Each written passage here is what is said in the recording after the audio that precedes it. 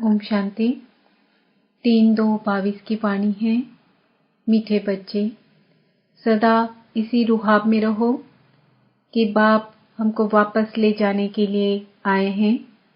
अब सबको वापस चलना है।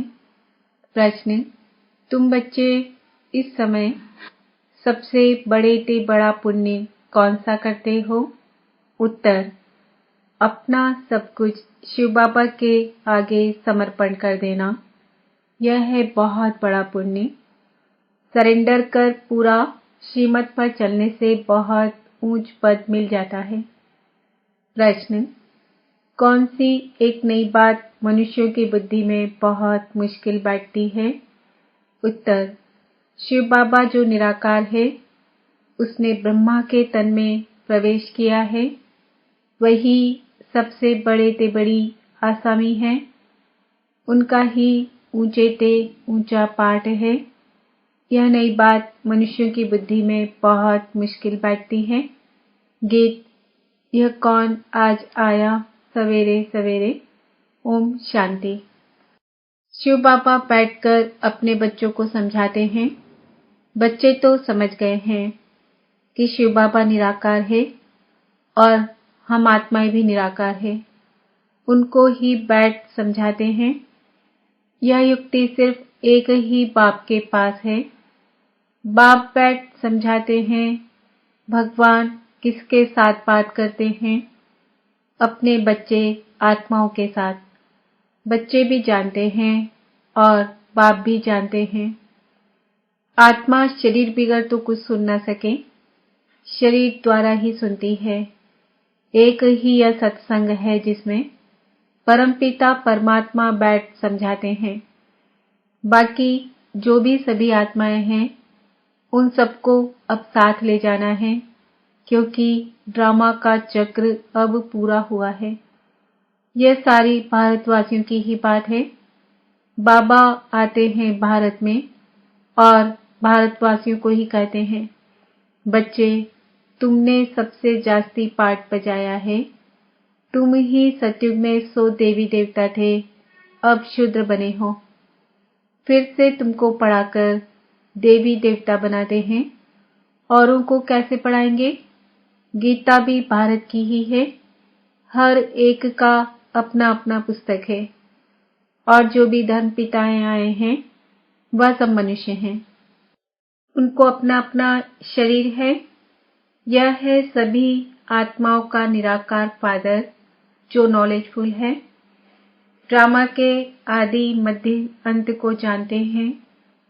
बाप को पढ़ाना भी तुम बच्चों को ही है, क्योंकि तुम ही चक्रवर्ती राजा फिर से बनने वाले हो। सभी तो मनुष्य से देवता नहीं बनेंगे। जो भी पहले देवी देवता धर्म वाले होंगे, उन्हों का ही फिर सैपलिंग लगेगा। जब देवी देवता धर्म की पूरी स्थापना हो जाएगी और सब मठपंथ विनाश को पाएंगे, सभी आत्माओं को बाप वापस ले जाएंगे। बाप आते ही हैं पतित दुनिया में, आकर सबको वापस ले जाने। बच्चे जानते हैं जो सहज राजयोग हम कल पहले भी सीखे थे, वह अब सीख रहे हैं। विनाश नजदीक आएगा तो सबकी आंख खुलेगी। अभी तो सिर्फ तुम ही निश्चय करते हो कि परमपिता परमात्मा की इस तन में प्रवेशता होती है। गाते भी हैं, गाइड अथवा लिबरेटर आएगा जो सबको दुख से लिबरेट कर ले जाएगा। यह जो ब्रह्मा है, उसमें परमपिता परमात्मा ने प्रवेश किया है। यह कितनी बड़े से बड़ी आसामी हो गई। तुम बच्चों को इतने रुहाब में रहना है कि बाप हमको लेने आया है।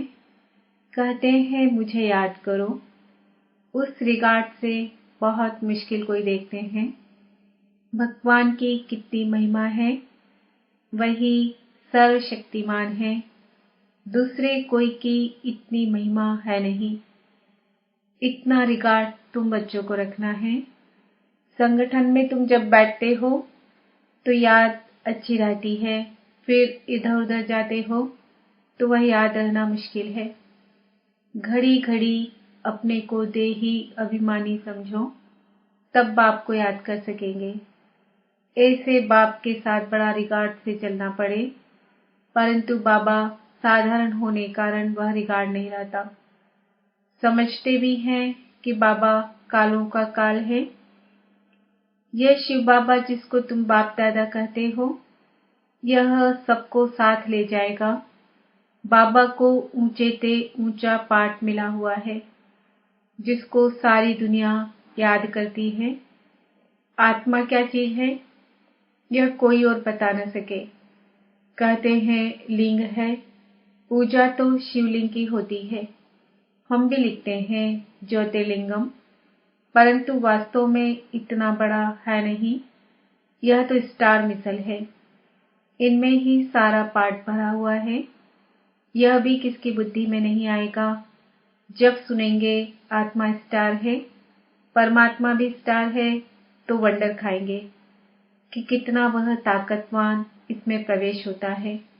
जो पूरे 84 जन्म लेते हैं, उसमें बैठ सारी नॉलेज देते हैं कि तुम आत्मा हो।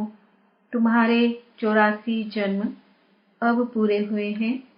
अब मुझे याद करो तो विकर्म विनाश होंगे।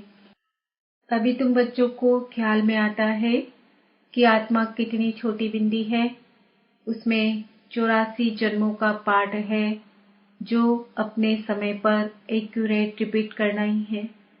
परंतु शिव बाबा का सबसे ऊंचे ते ऊंचा पाठ है। जैसे ड्रामा में राजा रानी को ऊंचा पाठ मिलता है ना, यह भी बना बनाया ड्रामा है जो रिपीट होता ही रहता है। और तुम बच्चे यह भी जानते हो, तो ऊंचे ते ऊंचे बाप को ऊंचे ते ऊंचा पाठ मिला हुआ है। तुम्हें भी सारे बेहद का ड्रामा बुद्धि में है। बाबा सुप्रीम सोल कैसे साधारण तन में प्रवेश करते हैं। शास्त्रों में तो अर्जुन का रथ घोड़ा गाड़ी बना दिया है। रथ का अर्थ कितना बड़ा है। यह है उनका रथ। परमपिता परमात्मा खुद कहते हैं, मैं इनमें प्रवेश कर तुमको सभी बातें समझाता हूँ। यह ज्ञान की बातें कोई शास्त्र आदि में नहीं है। शिव बाबा ने ब्रह्मा तन में प्रवेश किया है। यह बिल्कुल नई बात होने के कारण किसकी बुद्धि में बैठती नहीं है। अब बाप कहते हैं, बच्चे देही अभिमानी बनो। अब तुमको परम पिता परमात्मा पढ़ाते हैं, उनको ही याद करना है। वह इस तन में बैठे हैं। इनको तो तुम दादा कहते थे। यह बाप दादा दोनों कंबाइंड हैं। तुम बाप दादा कह बुलाते हो ना, पहले बाप फिर दादा। फिर यह तुम्हारी माँ भी है। यह गुह्य बातें समझाते हैं। यह है ब्रह्मपुत्रा नदी। यह सागर नहीं है, बड़े ते बड़ी नदी इनको कहेंगे। फिर है सरस्वती। तुम हो ज्ञान सागर से निकली हुई ज्ञान गंगाएं। उन्होंने फिर वह चित्र बना दिया है। ब्रह्मपुत्र कहाँ से निकली, यह उनको क्या पता। फिर सिंध सरस्वती का भी नाम है। कुछ न कुछ थोड़ा बहुत शास्त्रों में है।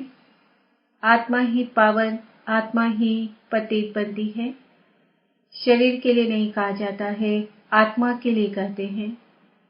इस समय प्रायः सभी पतित हैं।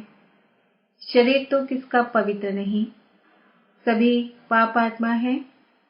सबसे जास्ती पुण्य आत्मा तुम बनते हो। सब कुछ शिव बाबा को सरेंडर करते हो। ऐसे बहुत होते हैं जो एक एक चीज सरेंडर कराते हैं। लोभ को सरेंडर करो, फलानी चीज छोड़ो। यहाँ तुम जब बाबा के बने तो सब कुछ बाप को सरेंडर करते हो। बाबा फिर एल्जा देते हैं। जो जितना श्रीमत पर चलते हैं, सरेंडर करते हैं, उतना उनको दर्जा मिलता है। मुख्य है शिव बाबा को याद करना। शिव बाबा यहाँ आते हैं पढ़ाने। सारा दिन तो इसमें नहीं बैठ जाएगा, सेकंड की बात है। तुम याद करो और आ जाएगा। तुम समझते होंगे कि बाबा सदैव यहाँ हैं, परंतु यह खुद ही भूल जाते हैं। इस समय बाप खुद कहते हैं, मैं तो सबको लेने आया हूँ। विवेक भी कहता है कि विनाश तो जरूर होना है। अब तो बहुत मनुष्य हो गए हैं, विनाश की खूब तैयारियां हो रही है, यह भी तुम ही जानते हो। बाकी और भल कहते हैं विनाश होगा, परंतु उसके बाद क्या होगा यह नहीं जानते। तुम्हारे में भी नंबरवार जानते हैं कि बाबा आया है, राजधानी स्थापन हो रही है। हम भी बाबा के साथ सर्विस में मददगार हैं, कांटों को फूल बना रहे हैं। भक्ति मार्ग वाले तो बाप को जानते ही नहीं। अगर कहें कि शास्त्र पढ़ने से परमात्मा से मिलने का रास्ता मिलता है तो पहुंच जाने चाहिए, परंतु बाप कहते हैं वापस कोई भी परमधाम गया ही नहीं है। कई समझते हैं नई दुनिया फिर नए सिर उत्पन्न होगी। अनेक दुनिया में मत मतांतर है। बाप कहते हैं यह सब असत्य है, सत्य बोलने वाला एक ही बाप है। कहते हैं सत्य श्री अकाल मूर्त, सभी आत्माएं अकाल मूर्त हैं, तो सत्य श्री अकाल एक है, बाकी सब है असत अर्थात झूठ। सत्य ज्ञान की बातों के लिए कहा जाता है। ईश्वर के लिए जो ज्ञान देते हैं वह सब झूठ। गॉडली नॉलेज एक गॉड ही आकर देते हैं। तुम बच्चों को याद रखना है कि यह ड्रामा पूरा होता है। अभी हमको वापस जाना है। जैसे नाटक की जब पिछाड़ी होती है तो एक्टर समझते हैं अब नाटक पूरा होगा, हम सब घर जाएंगे। हम सब एक्टर्स हैं तो हमको भी नॉलेज का पता होना चाहिए कि अब बाकी थोड़ा समय है। बाबा आया है, हम सभी आत्माओं को ले ही जाएगा, परंतु कब ले जाएगा यह नहीं बताते हैं, क्योंकि ड्रामा है ना। अचानक ही सब कुछ होता रहेगा। जितना हो सके औरों को भी यह समझानी देनी है। वह इतना नहीं समझते हैं कि यह राइट है, परंतु कहने वाला जरूर समझते हैं। तब तो कहते हैं ना, तुम बच्चों को समझाना है। हद के बाप से तो जन्म जन्मांतर वर्षा लेते आए हो, अब बेहद के बाप से वर्षा लो। तीर उन्हों को लगेगा जिन्होंने कल पहले लिया होगा। तुम बच्चे घड़ी घड़ी याद करो। तो अब हमको शांति धाम घर में जाना है। गवर्नमेंट के सर्वेंट 8 घंटे सर्विस करते हैं, तुमको भी 8 घंटे तक यह याद की यात्रा बढ़ानी है। अंत में तुम 8 घंटा इस सर्विस में रहेंगे, तब ही पूरा वर्षा लेंगे। सब तो नहीं कर सकेंगे। भल कोई जोर से पुरुषार्थ करते हो, परंतु फिर थक जाते हैं। मंजिल बड़ी भारी है। तुम बच्चे जानते हो कि बाप को सभी आत्माओं को ले जाना है। कभी कभी इस ब्रह्मा को भी ख्याल आता है कि बस अब तो सबको वापस ले जाना है। बाबा के संस्कार इनमें भरते रहते हैं। यह भी पुरुषार्थी है। अब खेल पूरा होता है, सबको वापस जाना है। अगर यह भी कोई याद करे तो इनको कहा जाता है मन मना भव। तुम बच्चे अब सन्मुख बैठे हो, सन्मुख सुनने से जैसे छप जाता है। घड़ी घड़ी याद करते रहो, अब वापस जाना है। तुम्हारा अब मरने का डर निकल गया। मरने से कब हिचकना नहीं है। देही अभिमानी बनना है। देही अभिमानी सर्विस अच्छी कर सकेंगे। ज्ञानी तो आत्मा चाहिए। ज्ञानी तो आत्मा ही प्रिय लगती है। अच्छा, मीठे मीठे सिक्किलदे बच्चों प्रति माता पिता बाप दादा का याद प्यार और गुड मॉर्निंग। रूहानी बाप की रूहानी बच्चों को नमस्ते। हम रूहानी बच्चों की रूहानी बाप दादा को याद प्यार, गुड मॉर्निंग, नमस्ते, ओम शांति। धारणा के लिए मुख्य सार। नई राजधानी बनाने के लिए बाप की सर्विस में मददगार बनना है। कांटों को फूल बनाने की सेवा करनी है। कम से कम 8 घंटा याद की यात्रा में रहने का अभ्यास करना है।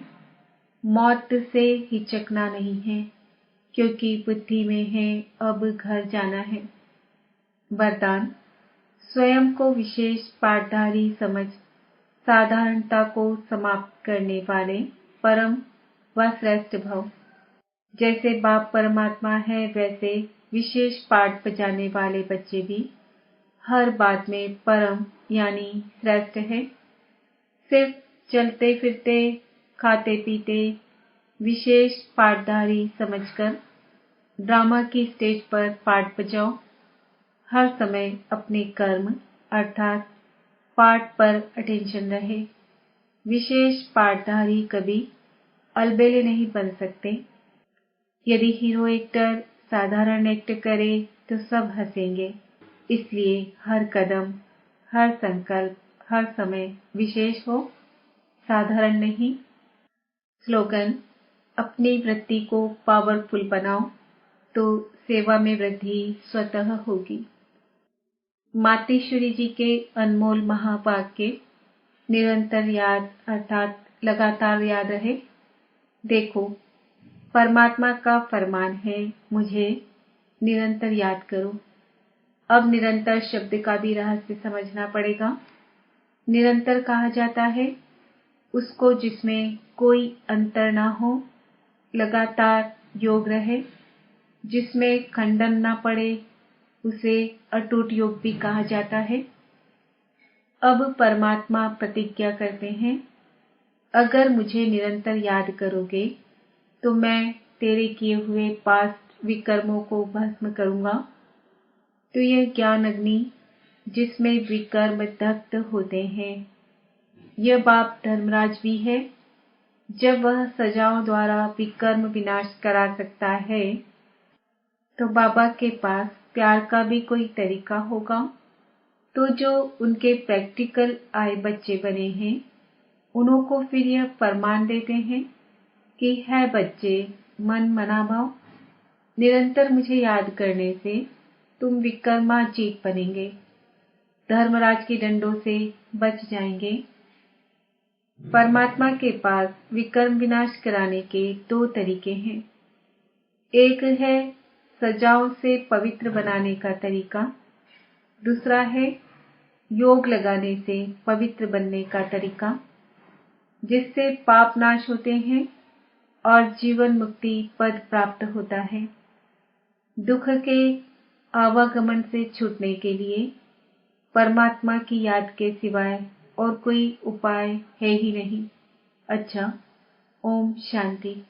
आज का सुमान है, मैं आत्मा परम श्रेष्ठ हूँ। ओम शांति।